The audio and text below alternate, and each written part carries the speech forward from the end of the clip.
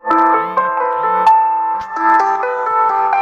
बार की बात है, कुछ साइंटिस्ट ने मिलकर के एक बहुत ही इंटरेस्टिंग एक्सपेरिमेंट किया। उन्होंने क्या किया कि एक बहुत बड़ा सा पिंजरा लिया, उसके अंदर 5 बंदरों को रख दिया और वहां पर एक सीढ़ी लगा दी।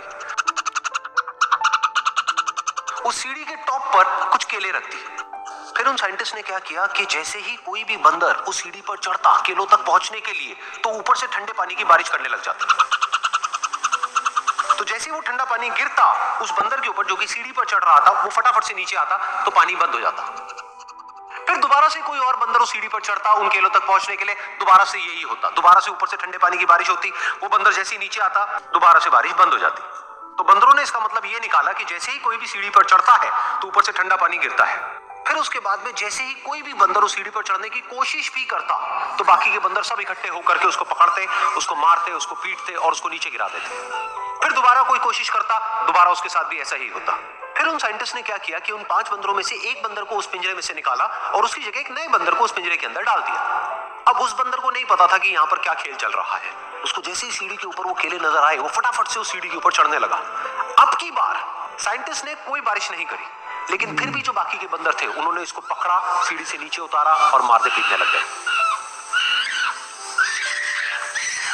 इस बंदर को समझ नहीं आया कि मेरे को क्यों मारा जा रहा है, तो उसने दोबारा कोशिश करी। जैसे उसने दोबारा कोशिश करी, दोबारा से उन 4 बंदरों ने वही किया। तो अब इस नए बंदर के दिमाग में क्या बैठ गया कि सीढ़ी पर चढ़ना मना है, अगर सीढ़ी पर चढ़ते हैं तो मार पड़ती है। उस सीढ़ी पर चढ़ना क्यों मना है और क्यों मार पड़ती है वो उसको नहीं पता था, बट उसके दिमाग में ये बैठ गया कि इस सीढ़ी पर नहीं चढ़ना है, ना किसी को चढ़ने देना है।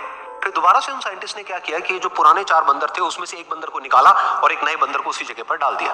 अब इस नए बंदर ने भी वही किया जो इससे पहले वाले ने किया था, यानी कि वो भागता हुआ गया, उस सीढ़ी के ऊपर चढ़ने की कोशिश करी, उन केलों तक पहुंचने की कोशिश करी। बाकी 4 इकट्ठे हो गए और उन्होंने उसको मारा पीटा, सीढ़ी से नीचे गिरा दिया। उसको कुछ समझ नहीं आया, उसने दोबारा कोशिश करी, दोबारा उसके साथ यही हुआ। और अब इस बंदर के दिमाग में भी यही बैठ गया कि सीढ़ी पर चढ़ना मना है और सीढ़ी पर चढ़ने से मार पड़ती है।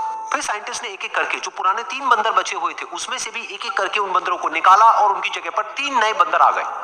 अब ये 5 बंदर नए थे और किसी को भी ये नहीं पता था कि उस सीढ़ी पर चढ़ना मना क्यों है, लेकिन उन सबके दिमाग में बैठा हुआ था कि सीढ़ी पर चढ़ने से मार पड़ती है। तो कोई भी कोशिश नहीं कर रहा था, जबकि अब कोई ठंडे पानी की बारिश भी नहीं हो रही थी।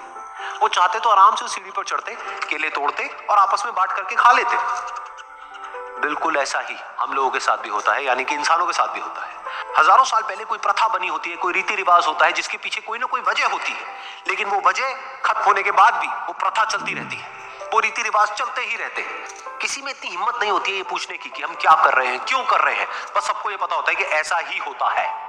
तो वो एक्सपेरिमेंट जिसके बारे में अभी मैंने आप लोगों को बताया, यानी कि वो बंदरों का एक्सपेरिमेंट, उसमें तो बेचारे बंदर हैं, जानवर हैं, उनको नहीं पता है कि क्वेश्चन कैसे पूछते हैं।